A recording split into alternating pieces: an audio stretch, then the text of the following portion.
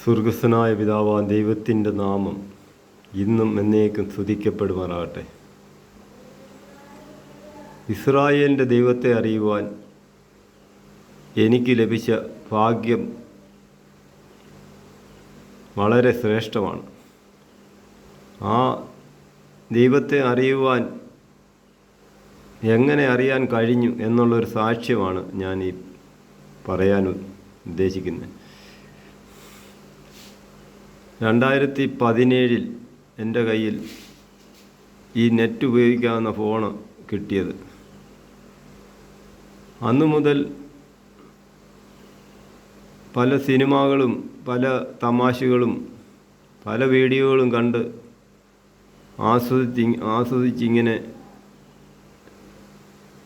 18 കഴിയുന്നിടം വരെ മറ്റു പല വീഡിയോകളും കണ്ട് തമാശകളും കണ്ട് ഇങ്ങനെ ഇരിക്കുകയായിരുന്നു. അപ്പോഴാണ് ആദ്യം കിട്ടിയ ഫോണ് നിലത്ത് വീണ് ഉടഞ്ഞു പോയി. പിന്നെ രണ്ടാമതൊരു ഫോണ് വാങ്ങി. അത് 2019 മുതലാണ് ആ ഫോൺ എൻ്റെ കയ്യിൽ കിട്ടിയത്. അന്നു മുതൽ എങ്ങനോ ദൈവകാര്യം സുവിശേഷങ്ങളൊക്കെ കേൾക്കുവാനിട വന്നു. ഈ സുവിശേഷങ്ങൾ കേട്ട് പല വീഡിയോകളും കണ്ട് ഒരു ദിവസമൊക്കെ 10ഉം 15ഉം വീഡിയോകൾ ഒരു ദിവസം കാണുമായിരുന്നു. അങ്ങനെ പല മതക്കാരുടെയും സുവിശേഷങ്ങൾ കേട്ടു. ഇസ്രായേലിൽ നിന്നും റീന അലസ് എന്ന് പറയുന്ന ഒരു സഹോദരിയുടെ വീഡിയോയും അന്ന് കേൾക്കാനിടയായി. റീനയുടെ വീഡിയോ കേട്ടപ്പോൾ അത് വ്യത്യാസമായിട്ടാണ് തോന്നിയത്. ശബത്തുണ്ടെന്നും സ്വസ്ഥതയുണ്ടെന്നും ദൈവത്തിൻ്റെ സ്വസ്ഥതയിൽ പ്രവേശിക്കണം, ഇസ്രായേൽ മക്കൾ ആ സ്വസ്ഥതയിൽ പ്രവേശിക്കുന്നുണ്ട് എന്നൊക്കെ കേൾക്കാൻ കഴിഞ്ഞു. അപ്പോൾ ബൈബിൾ വായിച്ചപ്പോൾ ഈ വീഡിയോകളെല്ലാം കണ്ടപ്പോൾ എനിക്ക് മനസ്സിലായത് ഈ സ്വസ്ഥത എന്ന് പറയുന്ന ഈ വചനങ്ങൾ വായിക്കുവാനും ഈ ശബത്ത് ഉണ്ടെന്നുമൊക്കെ എനിക്ക് മനസ്സിലായി. പുറപ്പാട് പുസ്തകം 20-ാം അധ്യായത്തിൽ 10 കൽപ്പനകൾ പറഞ്ഞിട്ടുണ്ട്. അപ്പോൾ ആ കൽപ്പനയ്ക്കിടയ്ക്കുള്ളതാണ് ഈ ശബത്തെന്ന സ്വസ്ഥത, 4-ാം കൽപ്പന. ഇതൊക്കെ ക്രിസ്ത്യാനികൾ തള്ളിക്കളഞ്ഞിരിക്കുന്നു. അതെന്താണെന്ന് അറിയണം എന്ന് വെച്ച് ബൈബിൾ വായിച്ചപ്പോൾ മനസ്സിലായി. യെശയ്യാ പ്രവചനമൊക്കെ 56-ലും 58-ലും ഒക്കെ ഈ വചനങ്ങൾ പറയുന്നുണ്ട്. ജാതികളെയും കൂട്ടിച്ചേർക്കും ഈ സ്വസ്ഥതയിലേക്ക്. ഷണ്ണന്മാരായാലും ഏത് ജാതിയിൽപ്പെട്ടവനും ഈ സ്വസ്ഥത, ഈ ശബത്ത് ആചരിക്കണമെന്നും ഈ സ്വസ്ഥതയിലേക്ക് പ്രവേശിക്കാൻ പിതാവായ ദൈവം നമുക്ക് തന്നിരിക്കുന്ന ആ പദവിയും ഒക്കെ അവിടെ എഴുതിയിട്ടുണ്ട്. അതനുസരിച്ച് 2020 ആയപ്പോൾ എനിക്ക് തോന്നി ഈ ശബത്ത് ആചരിക്കണം, ഈ ശബത്ത് ഉണ്ടെന്നും ഈ സ്വസ്ഥതയുണ്ടെന്നും 6 ദിവസം നമ്മൾ അധ്വാനിക്കണം, 7-ാം ദിവസം സ്വസ്ഥമായിരിക്കണം എന്നുള്ള വചനത്തിൽ കൂടെ മനസ്സിലായി. അപ്പോൾ ഈ ശനിയാഴ്ച ദിവസമാണ് ഈ സ്വസ്ഥത. 2020 ഞാൻ ഈ ശബത്തിൽ ശനിയാഴ്ച ദിവസത്തെ ആരാധനയിൽ പ്രവേശിച്ചു. പക്ഷെങ്കിൽ ഞാൻ ഈ ശബത്തിൽ വരുന്നതിന് മുമ്പൊക്കെ അങ്ങനെ ഒരു ആരാധനയ്ക്ക് പോവുമോ, അങ്ങനെ ഞായറാഴ്ച ദിവസം സമയം കിട്ടിയാൽ മാത്രം ആരാധനയ്ക്ക് പോകും. അല്ലാത്ത ദിവസമൊക്കെ വണ്ടി ഓടുന്നു, വണ്ടി ഓട്ടമുണ്ടെങ്കിൽ അന്ന് പോകുന്നു. ഞായറാഴ്ച ആയാലും ശനിയാഴ്ച ആയാലും നോക്കുന്നില്ല. എന്നായാലും നമ്മൾ ഓട്ടം കിട്ടുമ്പോൾ പോകുന്നു. ദൈവവുമായിട്ട് യാതൊരു ബന്ധമില്ലാതെ നടന്നതാണ്. ദൈവവുമായിട്ട് യാതൊരു ബന്ധമില്ലാതെ നടന്ന് ജഡപ്രകാരം ജീവിച്ച് ലക്ഷങ്ങൾ സമ്പാദിച്ചു. അപ്പോഴാണ് ഈ കൊറോണ വന്നത്. കൊറോണ വന്നപ്പോഴാണ് ഒരു ഇന്നോവ കാറ് ടാക്സി ഓടിച്ചുകൊണ്ടിരുന്നത്. നീ കൊറോണ വന്നതുകൂടെ ഓട്ടമൊക്കെ കുറഞ്ഞതിനാൽ അത് കൊടുത്തു. ഇതെല്ലാം കൊടുത്ത് ബാങ്കിൽ കൊണ്ടിട്ടു. ഒരു പ്രൈവറ്റ് ബാങ്കിൽ, 2 ബാങ്കിലായിട്ട് ലക്ഷങ്ങളുണ്ടായിരുന്നു. അപ്പോൾ ഈ ശബത്ത് ഉണ്ടെന്നും ശബത്തിൽ പ്രവേശിക്കണമെന്നും ആഗ്രഹം തോന്നിയാണ് ശബത്തിലോട്ട് പ്രവേശിച്ചത്. ശബത്തിൽ പ്രവേശിച്ചു കഴിഞ്ഞപ്പോൾ 1 വർഷമോളം സന്തോഷത്തോടെ ഇങ്ങനെ ജോലിയൊക്കെ ചെയ്ത് പോകുന്നു. 1 വർഷം കഴിഞ്ഞപ്പോൾ ഈ ബാങ്ക് ഒരെണ്ണം പൊട്ടിപ്പോയി. അതിൽ നിന്നും ലക്ഷങ്ങൾ നഷ്ടമായി. അപ്പോഴെനിക്ക് യാതൊന്നും തോന്നിയില്ല. കാര്യം ഞാൻ ദൈവത്തോടടുത്ത് വചനങ്ങൾ വായിച്ച് ദൈവത്തോടടുത്ത് ജീവിക്കണമെന്നുള്ള ആ രീതിയിൽ പോകുന്നതുകൊണ്ട് എനിക്ക് ഈ പൈസ പോയതിലോ ഒന്നും ഒരു വിഷമം തോന്നിയില്ല. അങ്ങനെ ഒരു വർഷം കൂടെ കഴിഞ്ഞപ്പോൾ മറ്റേ ആ ബാങ്കും പൊട്ടിപ്പോയി. അതിൽ എൻ്റെ പണം മുഴുവനും നഷ്ടമായി. അപ്പോൾ ഞാൻ ഓടിച്ചുകൊണ്ടിരുന്ന ഇന്നോവ കാർ വരെ കൊടുത്തിട്ടാണ് ഈ പണം കൂടാണ് കൊണ്ടിട്ടത്. സകലതും നഷ്ടമായി. മറ്റു ബാങ്കുകളിലൊന്നും പണങ്ങൾ കാര്യമായിട്ടില്ലായിരുന്നു. അത് കാരണം വളരെ ബുദ്ധിമുട്ടും പ്രയാസത്തിലൂടെ കടന്നു പോകേണ്ട സമയങ്ങൾ വന്നു. പക്ഷേ എനിക്കൊരു കാര്യം മനസ്സിലായി. അദൃശ്യമണ്ഡലത്തിൽ ദുഷ്ടശക്തിയുടെ പ്രവർത്തനം മനുഷ്യൻ വഴി പല രീതിയിലും സംഭവിക്കുന്നുണ്ടെന്ന് മനസ്സിലായി. പക്ഷേ ഈ പണമൊക്കെ പോയെങ്കിലും ഈ ശബാത്ത് എന്ന സ്വസ്ഥതയിൽ തന്നെ ആ ശനിയാഴ്ച ദിവസം കർത്താവ് പറഞ്ഞിരിക്കുന്ന ആ ദിവസം അന്ന് ആരാധിക്കുവാനും വീട്ടിലിരുന്ന് ശബാത്തിനെ ഫോളോ ചെയ്യുവാനൊക്കെ അവിടുന്ന് എനിക്ക് കഴിഞ്ഞു. അപ്പോൾ പല രീതിയിലും പല പ്രശ്നങ്ങളും എനിക്കുണ്ടായി. കാര്യം ഇതിൽ നിന്നും പിന്മാറുവാൻ തക്കവണ്ണമുള്ള പല പ്രശ്നങ്ങളാണ് ഉണ്ടായത്. രോഗങ്ങളായാലും ഒരു കട നടത്തിക്കൊണ്ടിരുന്ന അത് പൊട്ടിപ്പോയി. 4 വശത്തൂടെയുള്ള വരുമാനങ്ങളെല്ലാം നിലച്ചു. ഈ പൈസയൊക്കെ കിട്ടുമ്പോഴും നല്ല പലിശ കിട്ടിക്കൊണ്ടിരുന്നതാണ്. അപ്പം 4 വശത്തൂടെയും പ്രശ്നങ്ങൾ ഉണ്ടായപ്പോൾ എനിക്ക് ഈ വചനങ്ങൾ വായിച്ചപ്പോൾ മനസ്സിലാക്കാൻ കഴിഞ്ഞത് ഇതിൽ നിന്നും എന്നെ പിന്മാറ്റുവാനുള്ള അദൃശ്യ ശക്തിയുടെ പ്രവർത്തനമാണെന്ന് എനിക്ക് പൂർണ്ണമായി മനസ്സിലായി. അത് കാരണം ദൈവത്തോടടുത്ത് വരുവാനും കൂടുതലായിട്ട് ദൈവത്തിൽ ആശ്രയിക്കുവാനും പ്രയാസങ്ങൾ കൂടുന്തോറും ഈ ദൈവത്തോട് കൂടുതലായിട്ട് അടുത്ത് വരുവാനും അവിടുന്ന് എനിക്ക് സാധിച്ചു. ദൈവാത്മാവ് എൻ്റെ ഉള്ളിൽ പ്രവർത്തിക്കുന്നതിനാൽ എനിക്കത് പൂർണ്ണമായി സാധിച്ചു. ഇപ്പോഴും വലിയ പ്രശ്നത്തിൽ കൂടാണ് കടന്നു പോയിക്കൊണ്ടിരിക്കുന്നത്. ഞാനൊരു സഭയിൽ പോകുന്നുണ്ടായിരുന്നു. മാർത്തോമാ സഭയുടെ അംഗത്വം ഉള്ളവനാണ്. എനിക്ക് 2 പിള്ളേരുണ്ട്, ഭാര്യയുണ്ട്. അവരൊക്കെ ഇടയ്ക്ക് പള്ളിയിൽ പോകുന്നുണ്ട്. ഞാനൊരു 3-4 വർഷമായി ഇപ്പം പള്ളികളിൽ പോകുന്നില്ല. കാര്യം ഈ ശബാത്ത് ഈ കൽപ്പന അനുസരിക്കുന്നത് കൊണ്ട്. മൈ ഗോഡ്,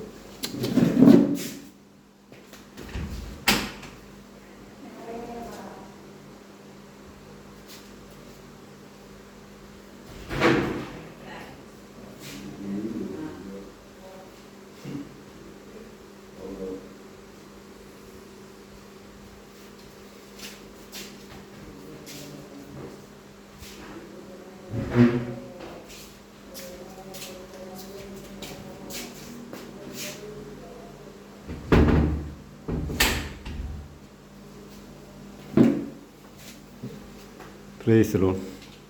വീഡിയോക്കിടയിൽ ഒരു തടസ്സം നേരിട്ടു. അത് കാരണം ഒരു മിനിറ്റ് അങ്ങനെ പോയി.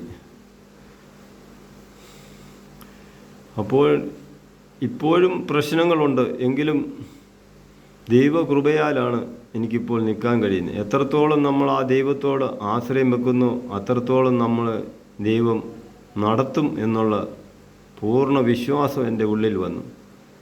അപ്പോൾ ഈ വിശ്വാസികളുടെ പട്ടികളൊക്കെ എബ്രായ ലേഖനം 11-ാം അധ്യായത്തിൽ ഉണ്ട്. പൂർണ്ണമായി വിശ്വാസികളുടെ പട്ടികകൾ കിടപ്പുണ്ട്. വിശ്വാസത്താൽ പലരും പലതും നേടിയത് എനിക്ക് വായിക്കുവാൻ കഴിഞ്ഞു. എൻ്റെ വിശ്വാസം വർദ്ധിച്ചു.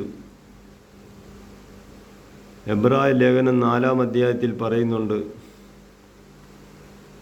ശബത്തിനെ ഫോളോ ചെയ്യണമെന്നും ഇസ്രായേൽ മക്കൾ ആ ശബത്തിൽ പൂർണ്ണമായി അവർക്ക് ആ സ്വസ്ഥതയിൽ പ്രവേശിക്കാൻ കഴിഞ്ഞില്ല. ഇപ്പോൾ നമ്മളാണ് ആ സ്വസ്ഥതയിൽ പ്രവേശിച്ചിരിക്കുന്നത്. ഈ ശബത്തുണ്ട്. ദൈവപുത്രനായ കർത്താവ് ഈ ഭൂമിയിൽ വന്ന് കഷ്ടങ്ങൾ സഹിച്ച് ക്രൂശിക്കപ്പെട്ട് മരിച്ച് അടക്കപ്പെട്ട് ഉയർത്തെഴുന്നേറ്റ് പോയിരിക്കുന്നു. പോയതുപോലെ തന്നെ വരുമെന്നാണ് സുവിശേഷങ്ങളിലൊക്കെ പറയുന്നത്. അപ്പോൾ അത് വിശ്വസിക്കണം. അത് ഹൃദയത്തിൽ കർത്താവ് വരും എന്നുള്ള ആ പൂർണ്ണ വിശ്വാസം എൻ്റെ ഉള്ളിൽ വന്നു. എബ്രായ ലേഖനം 4-ാം അധ്യായത്തിൽ തന്നെ പറയുന്നുണ്ട്. 14-ാം വാക്യമാണെന്ന് തോന്നുന്നു. കർത്താവ് പോയതുപോലെ തന്നെ തിരിച്ചു വരും. ഈ സ്വസ്ഥതയിൽ പ്രവേശിക്കണം, ഈ സ്വീകാര്യം മുറുകെ പിടിക്കണമെന്ന് തന്നെയാണ് അതിനകത്ത് പറയുന്നത്. അപ്പോൾ എൻ്റെ വിശ്വാസം കൂടുതലായി വർദ്ധിച്ചു. ഞാൻ 12 കൊല്ലമായി കണ്ണിന് കാഴ്ച കുറവായിട്ട് തോന്നിയപ്പം മുതൽ കണ്ണാടികൾ ഉപയോഗിച്ചുകൊണ്ടിരുന്നു. ഓരോ വർഷം കഴിയുന്തോറും ആ കണ്ണാടിയുടെ ലെൻസ് മാറ്റി പവർ ഗ്ലാസ് ആക്കി ഉപയോഗിച്ചുകൊണ്ടിരുന്നതാണ്. അങ്ങനെ ഒരു 1.5 വർഷം മുമ്പേ ഈ കണ്ണാടി ഉപയോഗിച്ചുകൊണ്ടിരുന്നപ്പോൾ തന്നെ ഇടത്തെ കണ്ണിൻ്റെ കാഴ്ച തീരെ മങ്ങി ഒരു കറുത്ത ഗോളമായിട്ട് ആണ് തോന്നുന്നത്. നോക്കുമ്പോൾ ആരുടെയും മുഖത്ത് നോക്കിയാൽ ആ കണ്ണുകൊണ്ട് നമുക്ക് തിരിച്ചറിയാൻ പറ്റാത്ത സാഹചര്യത്തിൽ ആ കറുത്ത ഗോളമായിട്ട് കറുപ്പ് മാറി കറുപ്പായിട്ടാണ് തോന്നിയത്. അപ്പോൾ ഞാൻ വിശ്വസിക്കുന്ന എൻ്റെ ദൈവം എൻ്റെ കണ്ണിന് കാഴ്ച ലഭിക്കും. ഇനി അഥവാ കാഴ്ച ലഭിച്ചാലും ലഭിച്ചില്ലെങ്കിലും ഇനി ഈ കണ്ണാടി ഞാൻ ഉപയോഗിക്കത്തില്ല എന്ന് പറഞ്ഞെടുത്ത് കളഞ്ഞു. അപ്പോൾ പിന്നെ എനിക്ക് ആ കണ്ണിൻ്റെ ആ ഇരളിച്ച മാറിക്കിട്ടി. ആ ദൈവത്തിൽ വിശ്വസിച്ച് ആശ്രയിച്ച് ഇനിയും കണ്ണിന് കാഴ്ച കിട്ടിയാലും കിട്ടിയില്ലെങ്കിലും ഇനി ഈ ഗ്ലാസ് ഉപയോഗിക്കത്തില്ല എന്ന് ഞാൻ പൂർണ്ണമായി വിശ്വസിച്ചു. അത് കാരണം എൻ്റെ കണ്ണിന് കാഴ്ച ലഭിച്ചു. എനിക്കിപ്പോൾ മൊബൈലൊക്കെ കാണാൻ പറ്റുന്നുണ്ട്. എന്ന് കണ്ണാടി ഉപയോഗിക്കാൻ തുടങ്ങിയ അന്ന് മുതലുള്ള അതുപോലൊക്കെ തന്നെയുള്ള കാഴ്ചകൾ ലഭിക്കുന്നുണ്ട്. പിന്നെ ഓരോ ദിവസം അതിശയമായി ദൈവം നടത്തുന്നുണ്ട്. ഈ സ്വസ്ഥതയിൽ ഈ ശബാത്തിൽ പ്രവേശിച്ച അന്നു മുതൽ നല്ല ധൈര്യം ഉള്ളിൽ ലഭിക്കുന്നുണ്ട്. കാര്യം അപ്പോസ്തലന്മാരും പ്രവാചകന്മാരുമൊക്കെ പല കഷ്ടങ്ങളിൽ കൂടാണ് കടന്നുപോയത്. പൗലോസ് അപ്പോസ്തലനായ പ്രവാചകൻ അനേക സുവിശേഷങ്ങൾ 14 സുവിശേഷങ്ങൾ എഴുതിയിട്ടുണ്ട്. കാരാഗൃഹത്തിൽ കിടന്നും ചങ്ങല ധരിച്ചും സുവിശേഷം പറഞ്ഞ ആ കഷ്ടങ്ങളൊക്കെ വായിക്കുമ്പോൾ ഈ ദൈവരാജ്യം പ്രവേശിക്കണമെന്നുണ്ടെങ്കിൽ ഈ ഭൂമിയിൽ ജീവിക്കുമ്പോൾ അനേക കഷ്ടങ്ങളിൽ കൂടെ തന്നെ പോകണം എന്നുള്ളത് ആ വിശ്വാസം എൻ്റെ ഉള്ളിൽ വന്നു. അതുകൊണ്ട് ഈ ലോകത്ത് ജീവിക്കുമ്പോൾ വലിയ കോടീശ്വരനായിട്ടോ അല്ലെങ്കിൽ വലിയ നന്മ അനുഭവിച്ചോ ഒന്നും ജീവിക്കണമെന്ന് യാതൊരു താല്പര്യമില്ല. ആ നിത്യതയിൽ ആത്മാവിനെ കളയാതെ ആ നിത്യത വേണം, ആ നിത്യതയാണ് വേണ്ടിയത് എന്ന് മനസ്സിലായതുകൊണ്ട് ആ നിത്യതയ്ക്ക് വേണ്ടി ആണ് ഞാൻ ദൈവത്തെ അറിയുന്നത്. പക്ഷെങ്കിൽ ദൈവം അതിശയമായി ഇവിടെ ഈ ലോകത്ത് ജീവിക്കുവാൻ, പട്ടിണിയില്ലാതെ ജീവിക്കുവാൻ അവിടുന്ന് എന്നെ നടത്തുന്നുണ്ട് അതിശയമായി. പൂർണ്ണമായി ദൈവത്തിൽ ആശ്രയം, എത്രത്തോളം നമ്മൾ ആശ്രയം ദൈവത്തിൽ അർപ്പിക്കുന്നു അത്രത്തോളം നമുക്ക് ആ വിശ്വാസം നമ്മുടെ വർദ്ധിക്കും, നമ്മുടെ ജീവിതത്തിന് മാറ്റം വരും. പിന്നെ പ്രശ്നങ്ങളും കാര്യങ്ങളുമൊക്കെ ഉണ്ട്. കാരണം ഈ ലോകം പിശാചിൻ്റെ അധീനതയിൽ കിടക്കുന്നത് കൊണ്ട് ഈ ലോകത്ത് ഒന്ന് രക്ഷപ്പെടണമെന്നുണ്ടെങ്കിൽ വളരെ ബുദ്ധിമുട്ടാണ്. കൂടുതലായി ദൈവത്തെ അറിയുന്നവർക്ക് പല പ്രശ്നങ്ങളും നേരിടേണ്ടി വരും. ആദ്യ വിശ്വാസം അവസാനത്തോളം പിടിക്കുക എന്നുള്ളതാണ്. ആ വിശ്വാസത്തിൽ നമ്മൾ പൂർണ്ണമായി ആ വിശ്വാസം നമ്മുടെ ഉള്ളിൽ വരണം. കഷ്ടങ്ങൾ വരുമ്പോൾ നമ്മൾ തിരിഞ്ഞു പോകാൻ പാടില്ല. ഓട്ടക്കലത്തിൽ ഓടുന്നവർ അനേകരാണ്, എങ്കിലും വിരുദ് ഭാവിക്കുന്നവൻ ഒരുവൻ മാത്രമേ ഉള്ളൂ.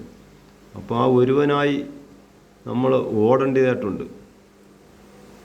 എന്ത് കഷ്ടം വന്നാലും എന്ത് പ്രശ്നം വന്നാലും ഈ സ്വസ്ഥതയിൽ, ഈ ശനിയാഴ്ച ദിവസത്തെ ഈ ശബാത്ത്, അതിനെ ഫോളോ ചെയ്യുന്നുണ്ട്. ഇനിയും ലക്ഷങ്ങൾ തരാമെന്ന് പറഞ്ഞാലും ഈ ശനിയാഴ്ച ദിവസത്തിനൊരു മാറ്റവുമില്ല. കാര്യം അന്നത്തെ ദിവസമെന്ന് പറയുന്നത് 1 രൂപ പോലും കൊടുക്കുവാങ്ങില്ല. ഒരു ജോലിയും ഒരു വ്യർത്ഥ കാര്യങ്ങളോ അല്ലെങ്കിൽ ഒരു കല്യാണമുണ്ടെങ്കിലോ മറ്റു പാർട്ടികളോ ഒന്നും തന്നെ ഇല്ല. ഈ ദൈവം പറഞ്ഞിരിക്കുന്ന ഈ സ്വസ്ഥതയിൽ ആഴ്ചയിൽ ഒരു ദിവസം, ശനിയാഴ്ച ദിവസമാണത്. ആ ദിവസത്തെ ഇപ്പോൾ 6 വർഷമായി അതിനെ പൂർണ്ണമായി ആ ദിവസത്തും അനുസരിക്കുവാൻ കഴിയുന്നു. അതിലെന്തെല്ലാം പ്രശ്നങ്ങൾ വന്നാലും, ഞാനൊരു ഓട്ടോറിക്ഷ ഓടിക്കുന്ന ആളാണ്. ഇപ്പം എന്ത് ഓട്ടം വന്നാലും ഒരു ജോലിയോ ഒരു കാര്യമോ ഇല്ല. അങ്ങനെയൊക്കെ ആ ഒരു വിശ്വാസത്തിൽ മുറുകെ പിടിച്ച് മുന്നോട്ട് പോകുവാൻ ദൈവം എന്നെ ഓരോ ദിവസവും അതിശയമായി വഴി നടത്തുന്നു. ദൈവാത്മാവ് എൻ്റെ ഉള്ളിൽ പ്രവർത്തിക്കുന്നു എന്ന് എനിക്ക് പൂർണ്ണമായി അറിയാൻ കഴിയുന്നുണ്ട്. കാരണം ഞാൻ പഠിത്തത്തിൽ യാതൊരു ബുദ്ധിയുമുള്ളവനല്ല. കാര്യം മലയാള അക്ഷരത്തിൽ പോലും അടിസ്ഥാനമില്ല എനിക്ക്. എൻ്റെ 12ാമത്തെ വയസ്സിൽ എൻ്റെ ഫാദർ മരിച്ചുപോയി. അതോടുകൂടി പല ജോലികളിലും ആ കൊച്ചിലെ തൊട്ട് തന്നെ ജോലികളിൽ അകപ്പെടേണ്ടി വന്നു. അത് കാരണം പഠിത്തങ്ങൾ അവിടെ നിലച്ചു. പക്ഷെങ്കിൽ പല ജോലികളും ചെയ്ത് ലക്ഷങ്ങളുണ്ടാക്കി, ജഡപ്രകാരം നിന്ന് ലോകപ്രകാരം ജീവിച്ച് ലക്ഷങ്ങളുണ്ടാക്കി. പക്ഷേ ആ പണമൊക്കെ പോയതിൽ എനിക്ക് വളരെ സന്തോഷമാണ് തോന്നിയത്. കാര്യം ഈ ദൈവത്തോട് അടുത്ത് വരുവാനും ഈ എന്തെല്ലാം പ്രശ്നങ്ങൾ വന്നാലും ഒരു പ്രശ്നവുമില്ലാതെ ഈ പ്രശ്നത്തിൻ്റെ ഇടയ്ക്കൂടെ നടക്കുവാൻ കഴിഞ്ഞത് തന്നെ വളരെ ആ കർത്താവിൻ്റെ ആത്മാവ്, ആ ദൈവത്തിൻ്റെ ആത്മാവ് നമ്മുടെ ഉള്ളിൽ പ്രവർത്തിച്ചു കഴിയുമ്പോൾ നമുക്ക് വളരെ സന്തോഷവും ധൈര്യവും ഒക്കെ കിട്ടുന്നുണ്ട്. ഞാനാണെങ്കിൽ കൊച്ചിലെ മുതലേ വെള്ളമടിയും പല പ്രവൃത്തികളും ഉണ്ടായിരുന്നു. സിനിമ കാണാൻ തിയേറ്ററിൽ പോകും. കൊച്ചിലെ പഠിത്തം ഉള്ളപ്പോൾ തന്നെ ഞാൻ പുസ്തകം വെച്ചിട്ട് തിയേറ്ററിൽ പോയി പടം കണ്ടിട്ട് ഇറങ്ങി വരും. അങ്ങനെ 9ാം ക്ലാസ് വരെ പഠിച്ചുള്ളൂ. 9ാം ക്ലാസ് വരെ പോയെങ്കിലും അക്ഷരം പോലും ശരിക്കും വായിക്കാൻ പഠിക്കാൻ സാധിച്ചില്ല. കാര്യം ജോലിയും കാര്യങ്ങളുമായിട്ടിങ്ങനെ പോവുകയായിരുന്നു. ഫാദർ മരിച്ചുകൊണ്ട് പല കഷ്ടങ്ങളും പ്രയാസങ്ങളും ഉണ്ടായിരുന്നു. പക്ഷേ ജോലി ചെയ്തെങ്കിലും നമ്മുടെ ശരീരത്തെ നശിപ്പിക്കുന്ന പരിപാടികളൊക്കെ ആയിരുന്നു. മദ്യപാനവും പിന്നെ ഈ പുകവലിയും ഒക്കെ ഉണ്ടായിരുന്നു. ആരും ഉപദേശിച്ച് തരാനില്ലായിരുന്നു.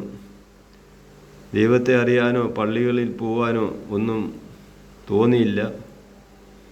മാർത്തോമാ സഭയിലാണ് പോയിക്കൊണ്ടിരുന്നെങ്കിലും ഞായറാഴ്ചയെന്നില്ല, ശനിയാഴ്ചയെന്നില്ല, ജോലി ചെയ്യുന്നു. അതിനിടയ്ക്ക് നേരമുണ്ടെങ്കിൽ മാത്രം പോകുന്നു. ഇന്നിപ്പോൾ ഈ ശനിയാഴ്ച ദിവസത്തിൽ ഏത് ജോലിയോ എത്ര പണം കിട്ടിയെന്ന് പറഞ്ഞാലും ഈ ശനിയാഴ്ച ദിവസത്തെ ഈ സ്വസ്ഥത കർത്താവ് പറഞ്ഞിരിക്കുന്നത് പോലെ തന്നെ മുൻപോട്ട് പോകുവാൻ കഴിയുന്നുണ്ട്. ഇസ്രായേലിൻ്റെ ദൈവത്തെ അറിയേണ്ടതുപോലെ അറിയുവാനും, ദൈവം വെച്ചിരിക്കുന്നത് നമുക്ക് നിത്യജീവനാണ്. ആ നിത്യജീവൻ നഷ്ടപ്പെടുന്ന ഒരു പരിപാടിയും ഇനിയില്ല. മുൻപോട്ട് ആ നിത്യജീവൻ പ്രാപിക്കണം, ആത്മാവിൻ പ്രകാരം ജീവിക്കണം എന്നുള്ള ആ തോന്നൽ മനസ്സിൽ പൂർണ്ണമായി എൻ്റെ ഉള്ളിൽ പ്രവർത്തിക്കുന്ന ആത്മാവെന്നെ വഴി നടത്തുന്നുണ്ട്. അതുകാരണം എനിക്ക് നല്ല ധൈര്യത്തോടെ ജീവിക്കുവാൻ കഴിയുന്നുണ്ട്. ഇത്രയൊക്കെ പറഞ്ഞുകൊണ്ട്, പക്ഷെങ്കിൽ ഒരു കാര്യം കൂടെ എനിക്ക് സംഭവിച്ചിട്ടുണ്ട്, ഒരു സാക്ഷ്യം കൂടെ പറയാൻ. ഈ മദ്യപാനം ഈ ദൈവത്തിൽ ആയപ്പോഴും മദ്യപാനത്തിൽ നിന്ന് മാറ്റമില്ലായിരുന്നു. ഒരു ദിവസം രണ്ട് ക്രിസ്ത്യാനികൾ തമ്മിലിരുന്ന് മദ്യപിച്ചപ്പോൾ ഞാൻ ആ പുള്ളിയോട് പറഞ്ഞു, മദ്യപാനി ഒരിക്കലും ദൈവരാജ്യം കാണുകയില്ല എന്ന് ഞാൻ പറഞ്ഞപ്പോൾ ആ സഹോദരൻ എന്നോട് പറഞ്ഞത്, ശകലമൊക്കെ മദ്യപിക്കാം, ക്ഷീണത്തിന് മദ്യപിക്കുന്നതിന് തെറ്റില്ല എന്നൊക്കെ പറഞ്ഞു. പക്ഷെങ്കിൽ ഞാനന്ന് ബൈബിള് വായിക്കുന്ന സമയങ്ങളായിരുന്നു. ആ ബൈബിള് രാവിലെ എടുത്ത് വായിക്കുമ്പോൾ എനിക്ക് വചനം കിട്ടിയത് 1 കൊരിന്ത്യർ 6-ാം അധ്യായം വായിക്കാനാണ് എനിക്കന്ന് തോന്നിയത്.